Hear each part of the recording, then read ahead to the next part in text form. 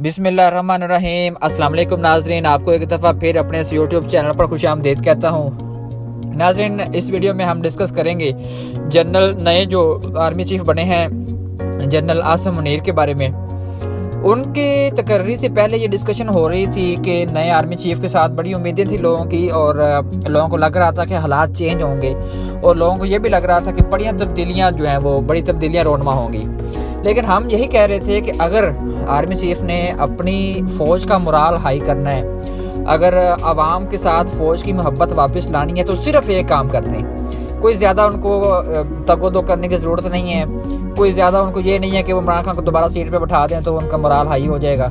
अगर वो ऐसे करेंगे तो यकीनन नून लीग की जो आवाम है, हाँ जाहिर है उनके पास भी तो उनकी पार्टी एक चल रही है, उनकी तो फ़ैन फॉलोइंग उनकी भी है, तो वो जो उनके फॉलोवर हैं वो फिर इनके खिलाफ होंगे। तो एक सर्टन हिस्सा हमेशा इनके खिलाफ रहेगा अगर वो पॉलिटिक्स में रहेंगे।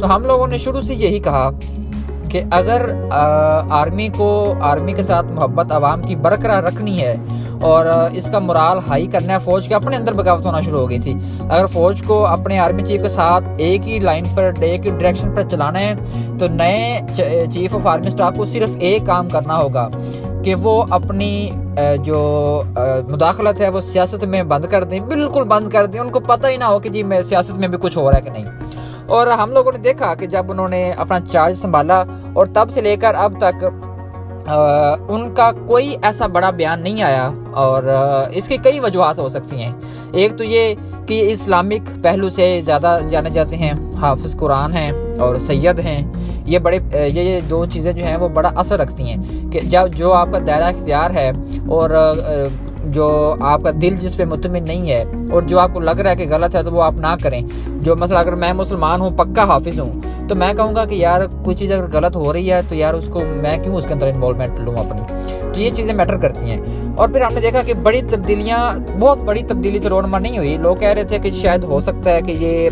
इलेक्शन की डेट ले लें, लेकिन वैसे भी कोई तब्दीली नहीं हुई। और सिर्फ इंट्रा पार्टी यानी intra army election, intra army जो तब्दीली है, चेंजेस हैं वो हुई, जिनमें सिर्फ सबसे बड़ी तब्दीली DGISI की चेंजिंग थी, DGISPR की चेंजिंग थी। ये दो चेंजेस जो हैं वो हुई। और DGISPR के बारे में आपको बताऊं, इफ्तिखार बाबर के बारे में, वो इस तरह के बंदे थे ही नहीं कि जिनको इस पोस्ट पे रखा जाए और इस पोस्ट पे लगा दिया गया था।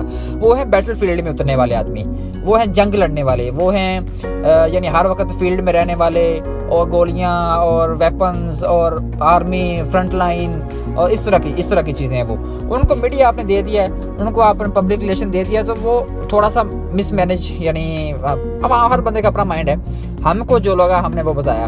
और जनरल आसिम मुनीर चुपचाप फ्रंट लाइन का दौरा कर रहे हैं, वो अपनी मुख्तलिफ मीटिंग्स कर रहे हैं। ISI की चेंजिंग के बाद उन्होंने हेडक्वार्टर का भी दौरा किया है, और अपने जो आर्मी के अंदर मामला हैं उनको वो एड्रेस करने की कोशिश कर रहे हैं। अभी तक तो उनका पॉलिटिक्स के साथ कोई ताल्लुक नज़र नहीं आ रहा। यही शायद वजह है कि इमरान खान भी चुप करके बैठ गए हैं। उनको भी आइडिया इस चीज़ का हो गया है कि ये जो आर्मी चीफ हैं ये पॉलिटिक्स में नहीं आना चाहते और नहीं आ रहे। हालांकि जब वो उन्होंने 26 तारीख को और फिर इलेक्शन अपना जलसा किया, तो उसके बाद वो जब इनकी तकर्री वज़ीर-ए-आज़म ने करनी थी आसिम मुनीर की, तो ये जब समरी भेजी गई आरिफ अलवी को, तो आरिफ अलवी की तरफ से यकीनन ये पैगाम पहुंचाया गया होगा इमरान खान को कि ये इस शख्स की तकर्री कर रहे हैं, ये बंदा ठीक है, इसको मतलब अगर आप चीफ आर्मी स्टाफ बनने देते हैं तो इट्स ओके। लेकिन उन्होंने 26 तारीख का चूंकि ऐलान किया हुआ था, और उसकी वजह ये थी कि अगर ये आर्मी चीफ किसी ऐसे बंदे को लगाते हैं कि जो नून लीग का या पीपल्स पार्टी का हो, तो वो इसको मार्च को इस्लामाबाद की तरफ लेके जाएं। लेकिन हमने देखा कि इमरान खान जो है वो 26 तारीख को मामला से रावलपिंडी तक ही रखा और जलसा एक करके वो ख़त्म कर दिया। तो क्योंकि उनका जो इत्माद का बंदा था, इत्माद से बंदे से मुराद ये है कि न्यूट्रल था। न्यूट्रल से मुराद है कि वो अपने सिर्फ डिपार्टमेंट के जो है आर्मी को यानी सियासत से दूर रहना चाहता था। जब इमरान खान साहब ने देखा कि वो इसको लगाना चाहते हैं, तो फिर उन्होंने खुद ही वो बैक हो गए। इलेक्शन से भी वो कहते हैं कि कोई मसला नहीं है, इलेक्शन अगर अपने टाइम पर भी हों। क्योंकि मैंने 26 का जो तकरीर सुनी खान साहब की, तो उसमें मैंने एक चीज़ जो ऑब्जर्व की, वो अब इलेक्शन की डेट से भी हट गए हैं। वो कहते हैं कि कोई बात नहीं, अगर 7 माह बाद इलेक्शन होते हैं तो फिर भी हम ही जीतेंगे।